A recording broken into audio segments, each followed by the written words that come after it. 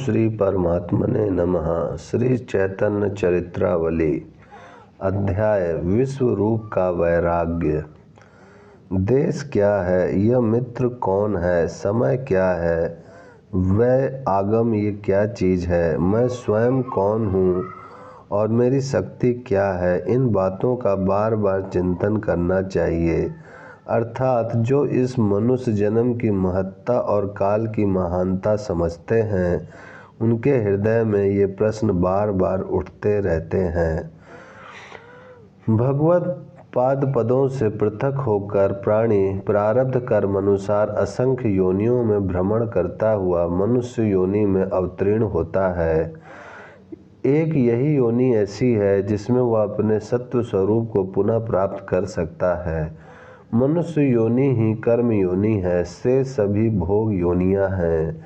मनुष्य ही कर्म के द्वारा निष्कर्म और पुनरावृत्ति से रहित बन सकता है। पुनरावृत्ति कर्म वासनाओं के द्वारा होती है। जीव अपनी वासनाओं के द्वारा फिर जन्म ग्रहण करता है और मरण के दुखों को भोगता है। यदि कर्म वासना क्षय हो जाए तो परावर भगवान का दर्शन हो जाता है।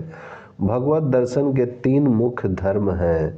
पहला, हृदय में जो अज्ञान की ग्रंथि पड़ी हुई है, जिसके द्वारा असत पदार्थों को सत समझे बैठे हैं, वह ग्रंथि खुल जाती है। दूसरा, अज्ञान संशय के द्वारा उत्पन्न होता है और संशय ही विनाश का मुख्य हेतु है। परावर्ग के साक्षात हो जाने पर सर्व संशय आप से आप मिट जाते हैं। तीसरा, संस्कृति का मुख्य हेतु है कर्म बंध। कर्म ही प्राणियों को नाना योनियों में सुख दुख भुगताते रहते हैं। जिसे भगवत साक्षात्कार हो गया है, उसके सभी कर्म क्षय हो जाते हैं। बस फिर क्या है, वह संसार चक्र से मुक्त होकर अपने सत्य स्वरूप को प्राप्त कर लेता है। यही तो जीव का परम पुरुषार्थ है। त्याग धर्म सृष्टि के आदि में सबसे प्रथम उत्पन्न हुआ। सभी प्राणियों का मुख्य और प्रधान उद्देश्य है त्याग। इन संसारी विषयों का जब भी त्याग कर सके तभी त्याग कर देना चाहिए। इसीलिए सृष्टि के आदि में सनक सनंदन सनत कुमार और सनातन ये 4 त्यागी सन्यासी ही उत्पन्न हुए। भगवान के वामन, कपिल, दत्तात्रेय, ऋषभदेव आदि बहुत से अवतारों ने त्याग का ही उपदेश दिया है। त्याग ही साधन है, इसीलिए मनुष्य को ही साधक कहा गया है। बहुत से लोग कहते हैं गृहस्थ धर्म यदि निष्काम भाव से किया जाए तो सर्वश्रेष्ठ है, किंतु ये रोचक और श्रुति मधुर शब्द है। जो पूर्व जन्म की संचित वासनाओं के अनुसार सर्व त्याग करने में समर्थ नहीं हो सकते, उनके आश्वासन के निमित्त ये शब्द हैं। जैसे मांस खाने की जो अपनी वासना का संवरण नहीं कर सकता, उसके लिए कहते हैं यदि मांस खाना ही है तो यज्ञ करके जो शेष बचे उसे प्रसाद समझकर खाओ। ऐसा करने से हिंसा न होगी। इन शब्दों में से ही स्पष्ट प्रतीत होता है कि असल में अहिंसा तो वही है जिसमें किसी भी प्राणी को कष्ट न पहुंचाया जाए, किंतु तुम उसका पालन नहीं कर सकते तो अपनी वासनाओं को सर्वतोमुखी स्वतंत्र मत छोड़ दो, उसे संयम में लाओ। काम वासना को संयम में लाने के लिए ही गृहस्थी होने की आज्ञा दी है। उसी को धर्म कहते हैं। धर्महीन वासनाएं तो बंधन का हेतु हैं ही, किंतु केवल धर्म भी बंधन का हेतु है। यदि तुम अपनी वासनाओं को संयम में रखकर धर्म पूर्वक जीवन व्यतीत करते रहोगे तो स्वर्ग का सुख भोगते रहोगे। जन्म मरण के चक्कर से नहीं छूट सकते। हाँ, यदि मोक्ष की प्राप्ति के उद्देश्य से जो धर्माचरण करोगे तो धीरे धीरे इन कर्म बंधनों से मुक्त हो जाओगे। पूर्व जन्म की वासनाओं के अनुसार प्राणी स्वयं इन बंधनों में फंसता है। करदम प्रजापति ने 10,000 वर्ष तक भगवान की अनन्य भाव से भूख प्यास सहकर और प्राणों का निरोध करके तपस्या की थी। तपस्या से प्रसन्न होकर जब भगवान उनके सम्मुख प्रकट हुए और वरदान मांगने को कहा, तब उन्होंने हाथ जोड़े हुए गदगद कंठ से कैसी सत्य बात कही थी। उन्होंने कहा, भगवान, मुझमें और ग्राम पशु में कोई अंतर नहीं। मैंने कामना से तुम्हारी उपासना की है। मैं काम सुख का इच्छुक हूँ। यदि आप मुझे वरदान देना ही चाहते हैं तो मेरे अनुकूल मुझे भार्या दीजिए। यही मैं वरदान मांगता हूँ।